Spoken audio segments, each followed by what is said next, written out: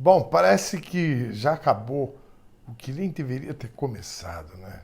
O que a gente viu hoje foi um hospício a céu aberto em Brasília e na Avenida Paulista. Moçada, eu vi umas cenas, bom, todo mundo deve ter visto, cenas bizarras, gente completamente lunática, povo ensandecido, batendo pino. Bom, isso a gente também já está cansado de ver, né? É impressionante o nível ou a falta de nível dessa gente. É uma indigência intelectual de cair o cu da bunda literalmente. Porque esses caras, eles pedem intervenção federal. Oi? Intervenção federal, intervenção militar, voto impresso. A real é que esses caras não compreendem ou não aceitam o Estado democrático de direito. A Suprema Corte está lá justamente para colocar freio nesses aventureiros, sejam eles de esquerda ou direita, governantes com tendências autoritárias. A Suprema Corte é a guardiã da Constituição Federal, a nossa lei. O problema é que Bolsonaro foi e é um péssimo presidente. Faz um péssimo governo. Gasolina R$ 7,00, botijão de gás mais de R$ 100,00, 14,6 milhões de pessoas desempregadas, 20 milhões de pessoas passando fome, 120 milhões de brasileiros em estado de insegurança alimentar. Nós estamos em plena pandemia que já matou mais de 500 mil de brasileiros por pura incompetência, irresponsabilidade, crueldade e, acima de tudo, uma gestão criminosa por parte do Bolsonaro. Essa é a real. E quando eu falo que essa é a real, eu estou falando da realidade do povo brasileiro. E é dessa responsabilidade que Bolsonaro quer e precisa fugir. Porque, além dele perder a eleição, ele vai ser preso. Mas o que eu quero dizer aqui é o seguinte: gente, nós não podemos esquecer quem é Bolsonaro e muito menos quais são seus métodos, dele e de seus apoiadores. O Bolsonaro é uma fraude. Sim, ele é uma fraude. Ele ganhou as eleições mais por um problema do trajeto da locomotiva política brasileira do que por mérito dele. E qual foi o mérito dele? Ser mentiroso, trabalhar com fake news, mentiras. Essa estratégia importada do Steve Bannon de trabalhar o ódio, as frustrações das pessoas através das redes sociais, ou seja, ele é uma fraude. Não tinha projeto de governo e continua não tendo. E para sobreviver, o cara continua usando essa metodologia da mentira, dos truques, das artimanhas de canastrão. Ele é isso. E o bolsonarismo virou isso. Eles são uma fraude. Veja aí o tal do Zé Trovão, que está sendo procurado pela Polícia Federal, que, aliás, está cumprindo uma ordem judicial que foi autorizada pelo ministro Alexandre Moraes, mas que foi pedida pela Procuradoria-Geral da República, que é aparelhada pelo Bolsonaro, que indicou o Augusto Aras, o PGR. Mas, bem, o que o tal do Zé Trovão fez? Gravou um vídeo dizendo que estava solto, todo pimpão, porque a Polícia Federal não estava cumprindo a ordem dada pelo ministro Alexandre Moraes. Porque também não aceitavam a decisão do ministro. Ou seja, uma narrativa completamente fake. Primeiro, a Polícia Federal está atrás desse cara. Parece que ele fugiu do país. Bom, mas a polícia está atrás dele. Segundo, a ordem não foi do Alexandre Moraes. Eles falam isso porque eles querem pessoalizar essa questão. Mas não, na real o pedido veio da Procuradoria-Geral da República e autorizada pela Suprema Corte, não pelo cidadão Alexandre de Moraes. Ou seja, nesse caso, você vê nitidamente o método desses caras. Fraude. Bolsonaro age exatamente dessa forma. Presta atenção no que ele fez hoje. Vamos seguir o fio juntos aqui. Ele vem desde que assumiu ameaçando dar um golpe. É o sonho de consumo dele. Ele já deu um piti lá no cercadinho dele. Né? Acabou, porra! Vocês lembram disso? Pois é. Era a mesma coisa que ele fez hoje. Um ultimato. Ele já disse que o exército era dele, que estava pronto para agir. Ele colocou um monte de general sem tropa, sem força dentro do governo para alimentar esse verniz, esse blefe que os militares estão com ele. Cascata. O general que resume o perfil desses milicos que estão no governo é o do Pazuello. Baixinho, ladrão, incompetente e com uma pança desse tamanho. O cara é uma fraude também.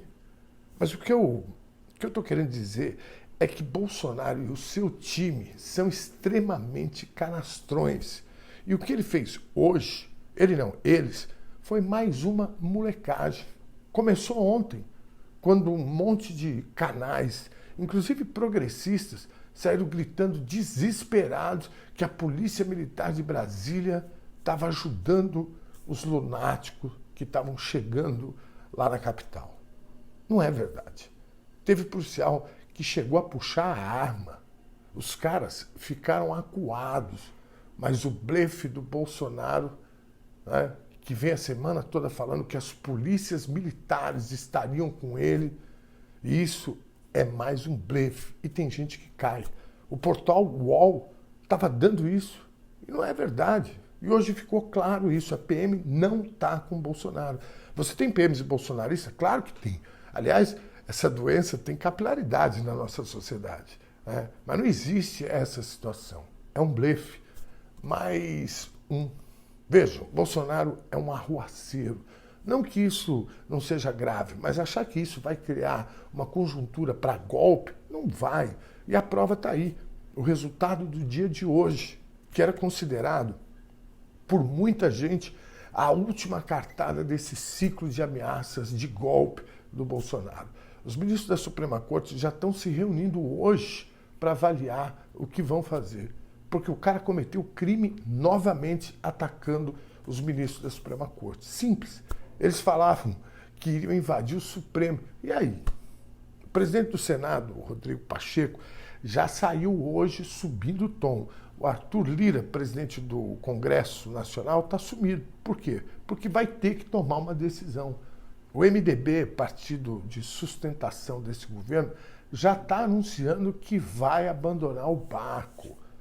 O cidadão americano, assessor do Trump, que estava aqui hoje no Brasil, o Jason Miller, foi detido pela Polícia Federal no Aeroporto Internacional de Guarulhos.